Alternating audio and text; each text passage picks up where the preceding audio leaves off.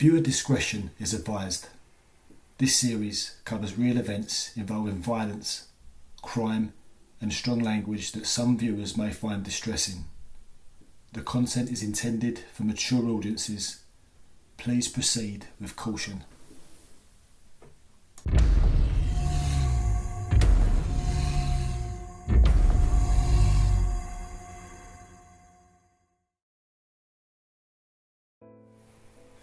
The 1960s dawned with the Kray twins at the pinnacle of their power. Ronnie and Reggie had long since graduated from small-time protection rackets and petty crime to controlling a vast criminal empire that spanned London's East End and stretched its tendrils into the West End's glitzy world of nightclubs, politicians and celebrities. But this era, often romanticised, was also one of dark violence, paranoia and betrayal as the twins expanded their reach. The early 1960s saw the Krays looking to expand their presence beyond the East End. They already controlled the Regal on Eric Street and the Double R Club on Bow Road, but now they set their sights on the West End, where legitimate business ventures become fronts for their more nefarious activities. One of their most famous West End acquisitions was Esmeralda's Barn, an high-end gambling club in Knightsbridge. Reggie fronted this operation with the guise of a successful businessman, and with the help of key associates, they infiltrated the world of London's elite. Esmeralda's become the perfect hub for money laundering, bribery, and extending the Krays' influence into higher echelons of society. While these clubs brought the twins wealth and notoriety, they also become dangerous places where deals were struck and rivalries was born. Meanwhile, they never truly left their roots. They stayed around pubs like the Carpenter's Arms in Cheshire Street, which became synonymous with their Krays, and they continued their presence in the East End. It was both a symbol of power and control. At the heart of the Krays empire was the firm, their gang of loyal associates who helped them control everything from club security to contract killings. The firm weren't just about brute strength, it was a mix of loyalty, fear and ambition, a carefully curated group designed to bolster the Krays' dominance while keeping the brothers untouchable.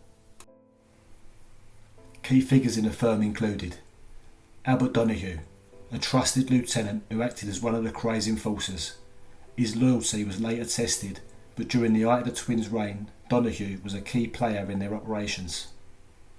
Ian Barry, a bodyguard and henchman who would play a pivotal role in one of the Krays' most notorious crimes, the murder of George Cornell. Teddy Smith, a close associate of Ronnie's. Teddy Smith's story is a tangled one, deeply entwined with Ronnie's personal life. Known for his violent tendencies, Smith was also a lover of Ronnie's, adding a layer of complexity to their relationship. He was fiercely loyal, though often unpredictable, a fact that would play into later episodes, including the one about Lord Boothby. As the firm grew, so too did the twins' empire of pubs, clubs and businesses. The Double R Club, their West End nightclub, became a symbol of their glamour and influence, attracting celebrities, politicians and gangsters alike. But closer to home in Bethnal Green, the Krays solidified their grip on local territory by investing in neighbourhood pubs like the Carpenter's Arms and the Grave Maurice, places where they felt at home, surrounded by their people.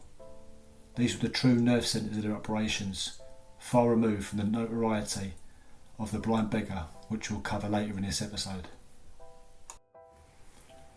At the heart of their public persona, the Krays portrayed themselves as family men, loyal to each other and their kin, but behind closed doors their lives were far more complicated. In 1965, Reggie met Frances Shea, a shy and strikingly beautiful young woman. Their romance was fast, intense, and riddled with complications. Reggie was utterly devoted to Frances, but it was a turbulent relationship from the start. Some say that Frances's brother, Frankie Shea, had an unusual closeness to Reggie before Frances ever came into the picture, with rumours swirling about a potential relationship between the two men. Whether these rumours were true or not, Reggie's obsession with Frances led him to put everything aside for her. Everything except the firm and his brother. Frances would later describe her life with Reggie as one of misery and entrapment. Despite her reservations, she was swept into the glamour and danger of Reggie's world. They married in April 1965 in a grand East End ceremony, with Frances wearing a white lace dress and Reggie basking in the role of devoted husband. But the happiness was short-lived.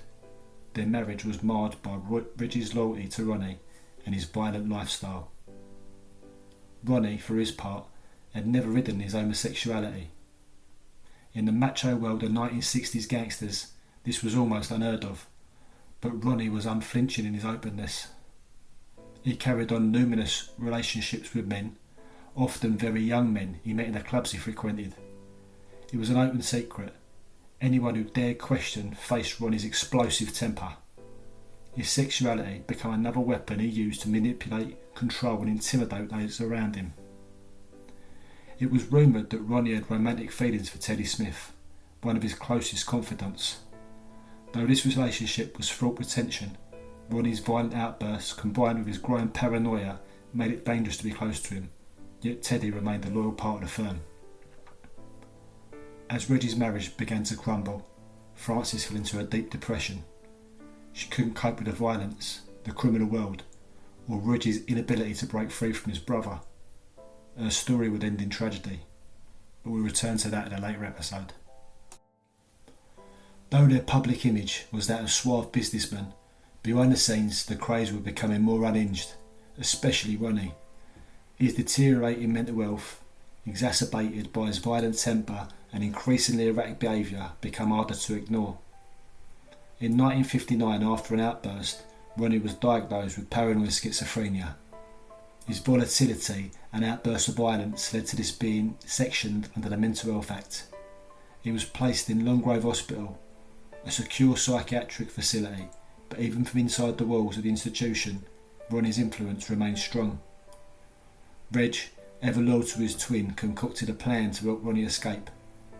With the help of the firm, Reggie disguised himself as Ronnie and orchestrated a temporary escape.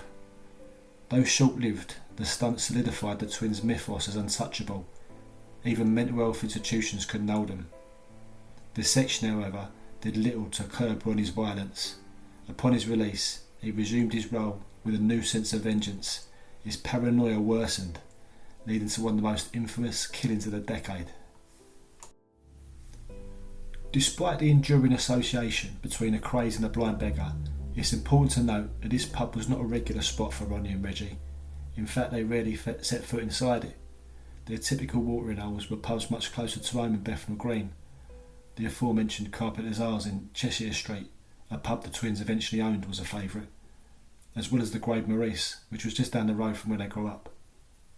The Double R Club, named after the twins themselves, was another regular venue where they were surrounded by friends, associates, and those wanting a piece of their empire.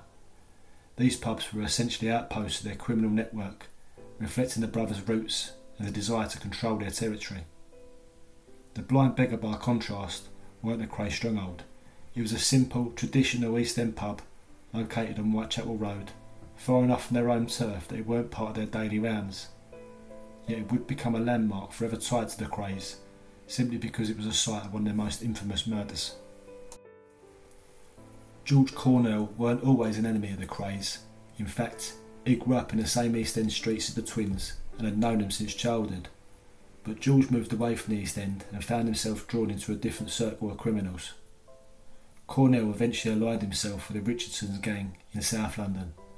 While the Krays dominated the East End, the Richardsons controlled the underworld south of the river. Led by Charlie and Eddie Richardson, their gang was notorious for its brutality. Stories of their torture rooms, where they would electrocute, burn and beat victims, become the stuff of legend.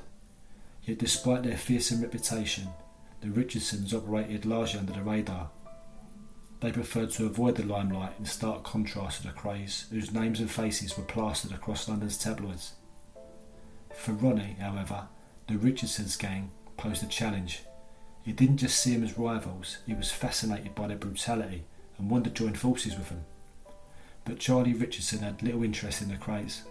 He didn't consider himself a gangster in the way that Ronnie and Reggie styled themselves. He found their public antics distasteful. The Richardsons preferred a more discreet approach to business, while the Krays courted fame. It was this indifference from the Richardsons that ignited Ronnie's obsession. He saw them as competition, But more than that, their refusal to ally with the Krays wounded his pride. Cornell's shift of allegiance to the Richardsons only deepened that rift. It was a cold, drizzly day in March 1966, typical for early spring in London.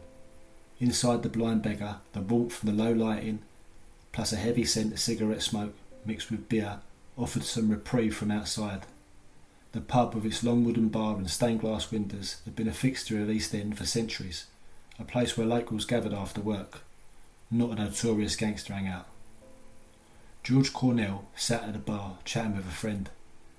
Though now affiliated with the Richardson Gang, he was still known around the East End, and his presence at the Blind Beggar didn't raise too many eyebrows. He had once been friendly with the Krays after all, and despite his defection to south of the river, he was still considered an East Ender. But Cornell had crossed the line. Months earlier, during a confrontation, he'd insulted Ronnie. He'd insulted him in front of others, and a well-bred reputation was everything. This public insult festered in Ronnie's mind. It weren't just a slur, it was the fact that Cornell was now part of the Richardson circle, a gang Ronnie wanted to be allied with, but refused to acknowledge the Krays. That night, Ronnie had been drinking heavily, fueled by alcohol and his paranoia, plus his desire for revenge. He stormed into the Blind Beggar with his bodyguard, Ian Barry. Ronnie didn't hesitate. Without so much as a word, he walked up to George Cornell, who barely had time to react, before Ronnie pulled out a pistol. The pub went silent. The gunshot echoed through the room as Cornell slumped forward, blood pooling around him. Ronnie and Barry turned and left as quickly as they'd come in, leaving behind them a room full of stunned witnesses. But despite the audacity of the crime, committed in broad daylight in a pub, no one dared speak to the police. The Krays' grip on the East End was too strong, and the consequences of speaking out was too great. The murder of George Cornell weren't just about revenge. It was Ronnie's misguided attempt to assert dominance over the Richardsons, to send a message that the Krays were not to be trifled with. But in reality, the Richardsons hadn't been overly concerned with the Krays. While Ronnie viewed them as their rivals, Charlie Richardson considered them flashy and undisciplined. Charlie Richardson didn't even view himself as a gangster. Despite his gang's vicious reputation, he was a businessman, albeit one who used extreme methods to settle scores. The Krays' tendency to court publicity was seen as foolish in Richardson's eyes, and his gang preferred to operate under the radar. Their reluctance to join forces with the Krays was less about rivalry and more about disdain for their public antics. Yet Ronnie's murder of Cornell would have ripple effects. The Richardsons would soon face their own legal troubles as police closed in on their operations, leading to the eventual torture trial that would bring an end to their reign. As for the Krays, the Cornell murder put them squarely in the police's sights. Though the East End remained a loyal place and no one would testify against them, their empire was beginning to crumble. The murder marked the beginning of the end of the Kray twins. Their increasing paranoia and violence was starting to catch up with them, and it was only a matter of time before their carefully constructed empire would collapse. George Cornell's murder at the Blind Beggar would forever tie the Krays to a place they rarely frequented, but more than that, it symbolised the unravelling of their empire. Ronnie's obsession with the Richardsons, combined with his growing instability, would lead the twins down a path of destruction. In the next episode, we'll explore the murders of Jack the Hack McVitie and Frank Mitchell, and how those final acts of violence hastens the Krays' downfall.